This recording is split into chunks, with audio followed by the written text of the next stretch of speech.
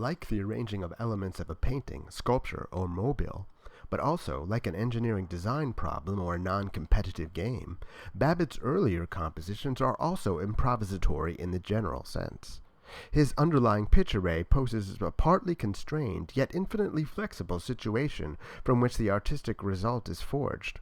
These earlier works, like his later ones, show him using the freedom to choose from a multitude of orderings enabled by his underlying pitch array, playfully exploiting the possibilities available in each momentary context.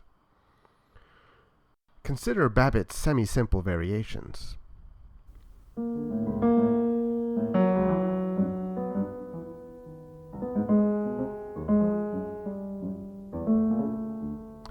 Its theme bustles and bubbles through all 16th note divisions of the quarter note, presenting 24 pitches over 32 attacks, arpeggiating across the lines of its partially ordered trichordal array. The first aggregate alone still permits several 100,000 orderings, plus pitch repetitions. So the way Babbitt decides to play it warrants our scrutiny. These decisions are the improvisation. The rhythmic series, which predetermines the attack points, leaves the actual duration of these notes unspecified. So when composing the surface, Babbitt chooses to assign long sustaining durations only to the upper line. The needed quarter note macro pulse is articulated through the repeated B flat, a quarter note after its initial attack, which is better heard in the Bad Plus's jazz trio arrangement.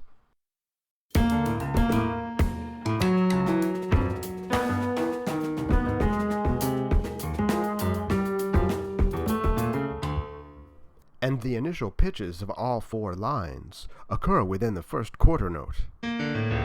It seems context inspires these decisions.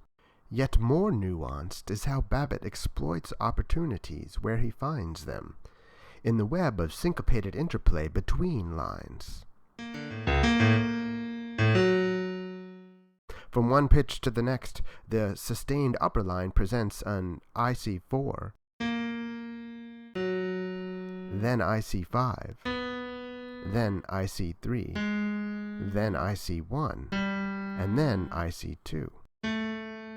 The array imposes no constraints on ordering of pitches in different lines, so Babbitt improvises an arrangement of these pitches that produces, between consecutive attacks, a prevalence of IC4 dyads, then IC3 dyads, then IC1 dyads. That is, in the theme's first half, where B-flat moves to F-sharp,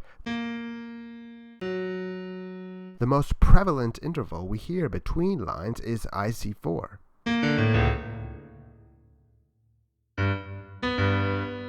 In the theme's middle, where B moves to A-flat,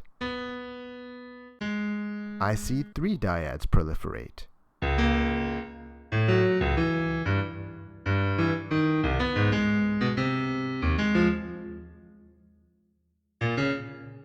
Toward the end, where A-flat descends to G, IC1 dyads proliferate.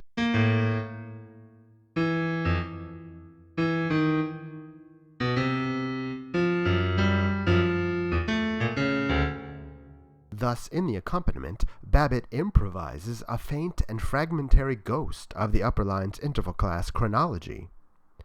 It's no accident or coincidence, yet neither is it predetermined. The intervals are more easily heard if played in a compressed range. IC4, then IC3, and IC1.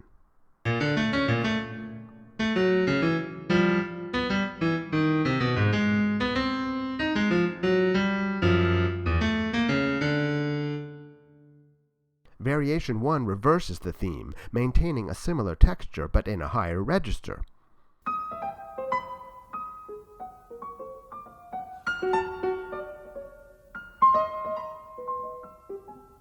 Again, in forging the accompaniment, Babbitt exploits opportunities to forecast or echo intervals of the upper line. The upper line's IC2 is forecasted and echoed by IC2 between lines in the accompaniment. Similarly, the upper line's IC1 is forecasted and echoed by IC1 in the accompaniment. The other dyads of the upper line are also echoed or forecasted this way.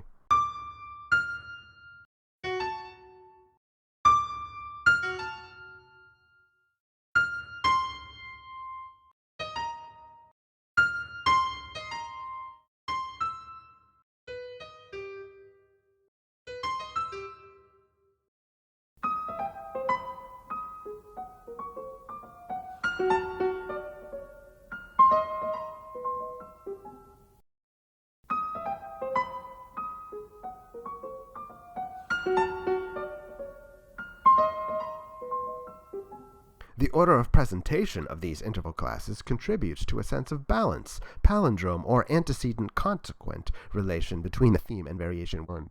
Not only does variation 1 reverse the order of the melodic line's pitch series, but so does it also reverse the series of attack points of the whole texture. So the overall balanced phrase structure is reinforced by the series of interval classes highlighted by the accompanimental shadings.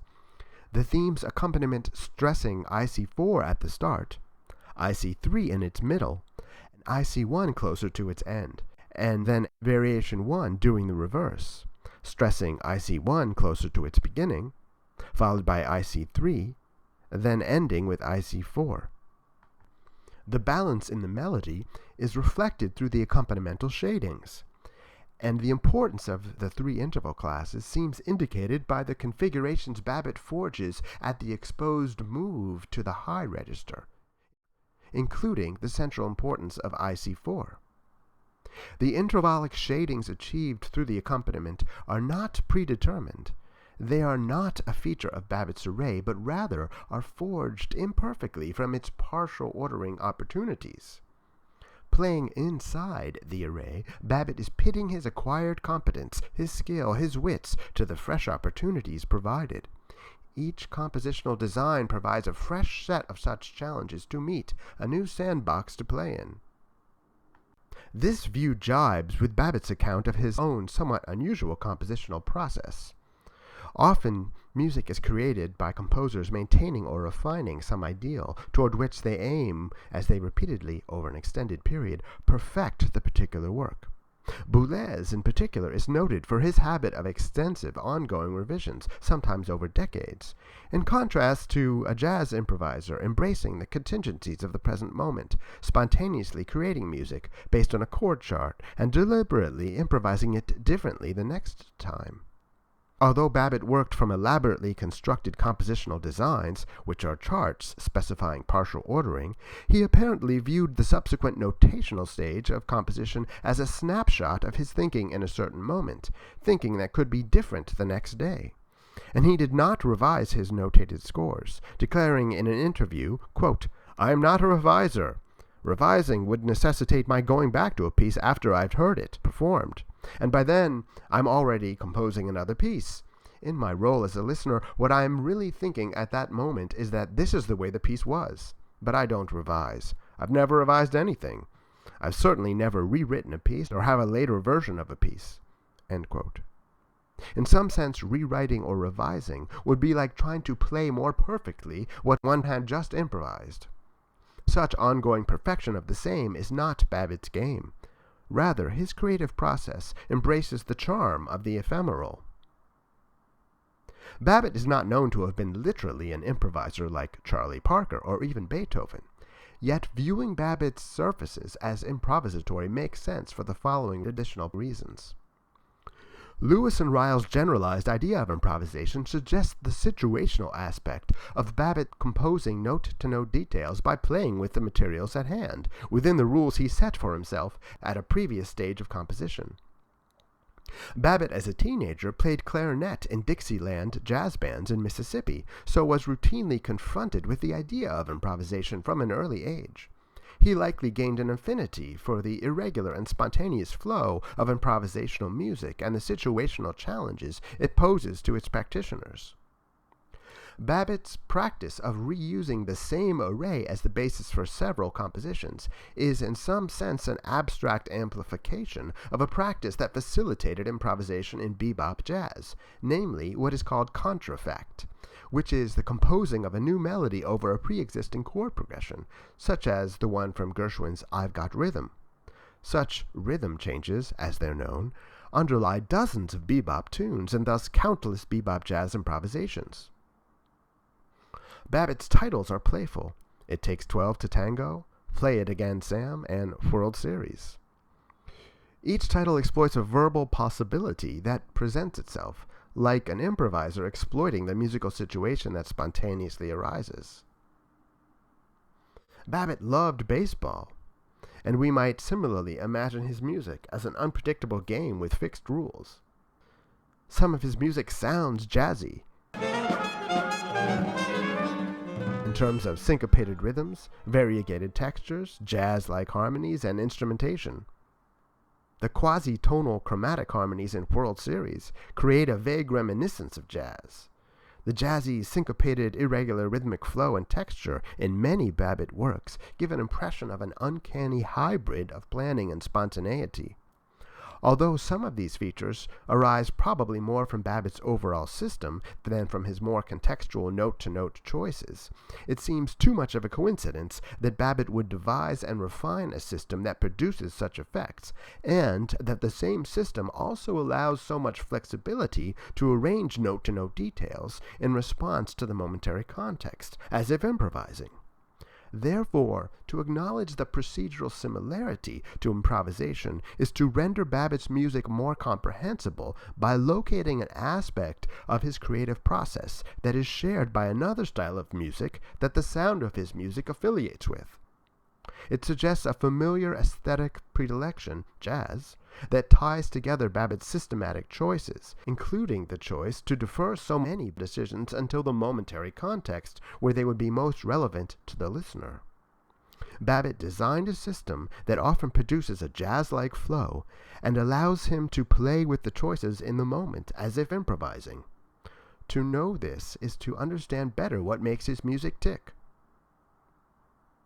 A partial ordering can be envisioned as a multi-pronged traversal of a voice-leading space.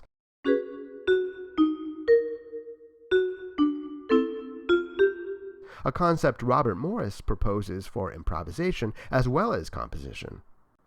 Imagining something as a space is helpful for imagining various chosen movements in that space, as opposed to a structure or process which emphasizes stasis or determinedness. A space suggests some choice of movement, like choice of movement on an instrument. A compositional space is basically a hybrid between a composition and an instrument. An instrument is something on which you improvise. If you can imagine improvising on a voice-leading space, you are one step closer to imagining how it is to create a sonic surface, decide on note-to-note details, from an array. For all these reasons, we can say, rather than automation, determinism, or control, improvisation more aptly depicts Babbitt's musical surfaces. To conclude, I'll pose the following in regard to improvisation in performance. Despite the vast freedom of most partial orderings, for pragmatic cognitive reasons, it is actually quite difficult to quickly improvise within the rules of a partial ordering, say in the moment of performance on a conventional instrument.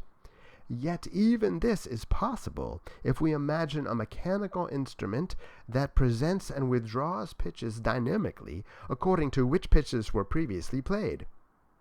The partial ordering constraints would thereby be regulated by the machine, so the player can choose freely from whichever pitches are on offer at any moment.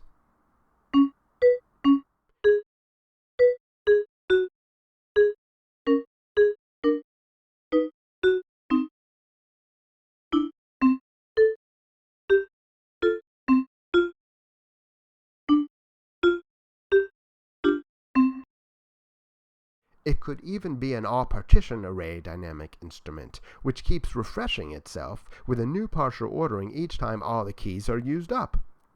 A Babbitt array does not predetermine his music. On the contrary, he plays an array like a dynamic instrument. The player, whom I imagine Babbitt to be, is pitting his acquired competence, his skill, his wits, to the fresh opportunities at hand, to explore their unforeseen possibilities. What an unexpected, adventurous way to make, or even conceive of making, music, which Babbitt has invented, and then engaged in surprising ways. Now that's improvisation.